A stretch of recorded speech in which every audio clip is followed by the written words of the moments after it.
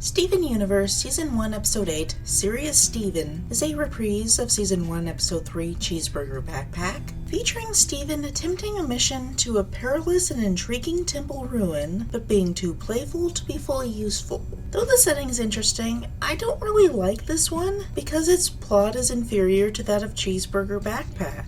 Doesn't develop Steven's character, and even backslides to an immaturity that we might imagine him possessing sometime before Cheeseburger Backpack. Steven himself is annoying, and then Garnet appears incompetent for not getting him out of there as soon as he demonstrates that his head isn't in the game, which happens to be immediately after the mission begins. It's an ill-conceived episode, but it does have an interesting setting. I'm suddenly having second thoughts about bringing Steven on this one. Shh. Just look at him. It's worse when you know that she can see the future. The episode starts with Steven waking up after some kind of disaster on the Funland Pier. Before we get any kind of explanation for it, the plot jumps ahead 2 weeks to Steven being taken on his first real mission. An early hint that the mission in Cheeseburger Backpack was just a training op. It would make sense for this to be a dream, but sadly no. It's just a jarring jump to a different plotline, with Steven acting bizarrely out of character. He refuses to stop joking around. That's it. That's the plot. The gems try to lead him on the mission, and he refuses to stop being a jokester.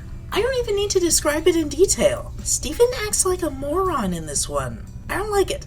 Pearl warns him not to play around in the warp stream, which might be foreshadowing to Season 1 Episode 36 Warp Tour. He of course does anyway, and, pays for it.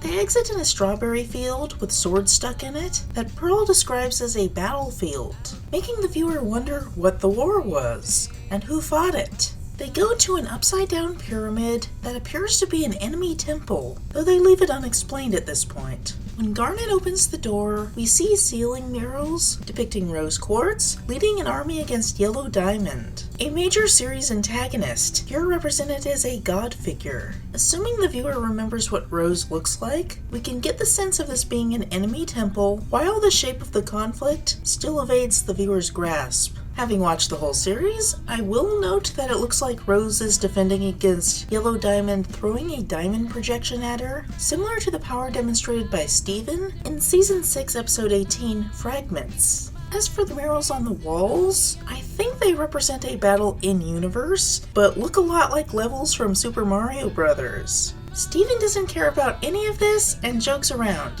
Steven's the best! Steven's the best! Oh my god. It's stupid! That's a picture of his mother on the ceiling. You'd think he'd express some basic curiosity. He finds an inverted pyramid floating above a pedestal. Pearl advises him not to touch it, but he does so before she can stop him. Gravity reverses, and they fly to a room at the top, bottom, whatever, where they're trapped and must navigate a series of tunnels to get out.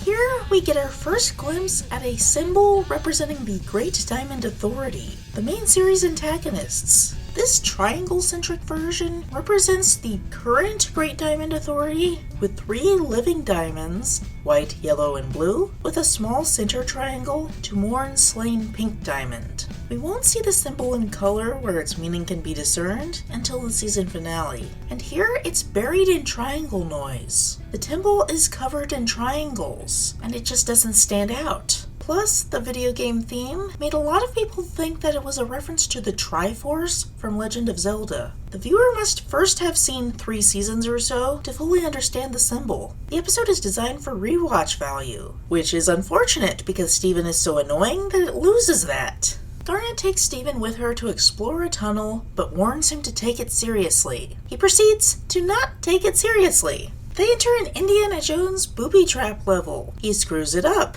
She saves him. They enter another trap level. He screws it up. She saves him. He doesn't even take it seriously when spike traps are coming at him. The next room is a trap room on overdrive, to the extent that it looks like a level from Super Mario Bros. This scares Steven enough that he has a PTSD flashback to the Funland incident, where Steven felt queasy on a spinning ride, jumped off, messed up the controls, and broke the ride. The ride operator, Mr. Smiley, voiced by Sinbad, who we previously saw in a few other episodes in non-speaking roles, got pissed off and banned him from all rides for life. In the present, Steven comes to when Garnet successfully carries him to the exit. They end up right back where they started, at the Great Diamond Authority symbol. Pearl and Amethyst are there too. They indicate that each tunnel does the same thing, leads them in a straight line through 3 trap rooms, and has them coming out opposite to where they entered. Pearl freaks out about it being a death trap. Steven breaks down, admitting that he isn't ready for the mission, and then has the insight that he feels queasy like on the ride, which indicates that the temple is spinning, and that's why they keep ending up at the beginning. Wow, that doesn't make any sense at all. Why on earth or homeworld would Yellow Diamond worshippers make this spinny death trap thing? Even if it were a trap, why not just explode? Such an inefficient trap.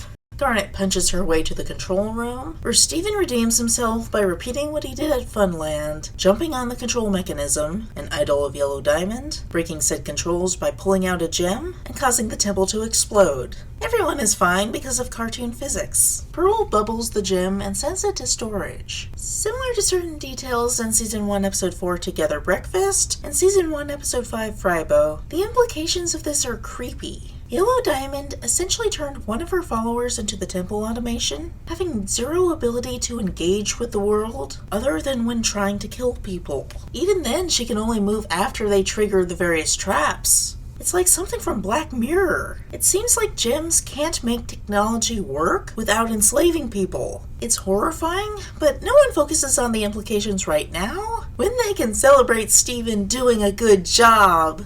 What? No, he didn't. Steven ends the episode awkwardly joking around, not taking anything seriously. Yeah, great. I understand what they were trying to do with this episode. Gradually show Steven's progression from playful child to someone who we can see will mature into a great hero, while flashing intriguing mythology hints. However, the writers totally flubbed the first part. This feels like it should have been the test mission from Cheeseburger Backpack, because his maturity is significantly lesser than even that, and he only wins 1 out of 4 challenges instead of 2 out of 4. That's 25%, not 50%. Notably, when the gems discuss his poor ability to perform on missions, in Season 1 Episode 38, The Test, they reference Cheeseburger Backpack, but don't mention Serious Steven. It's like the writers recognized that the episode was a poor imitation of Cheeseburger Backpack, trying to do something the Test would do better 30 episodes later. Even the video game homage is better. We get to break the game. Serious Steven is one of the most skippable episodes, especially on a first series viewing. The mythology details are interesting, and that's basically it. As far as I can tell, based on the themes in the episode, the story they want to tell is about Steven struggling to be a real hero. He tries and fails and keeps winding up at the beginning, never making any discernible progress until he has the moment of insight that allows him to take a previously unseen option and solve the problem by thinking outside the box. The temple sets the rules of interaction with the problem, but Steven must realize that the temple is unfair and go against its rules. This has the potential to be a meaningful story, even socialist in the vein of Frybo. However, the fact that they decided to characterize Steven as this jokester who won't take anything seriously, instead of a kid earnestly trying and only succeeding after a lot of effort, completely ruins it. The test does it better, that's all I can really say. Next time, Steven learns Amethyst has been going out at nights to present his mail and put on an elaborate show of machismo to an eager audience. Also, there's wrestling.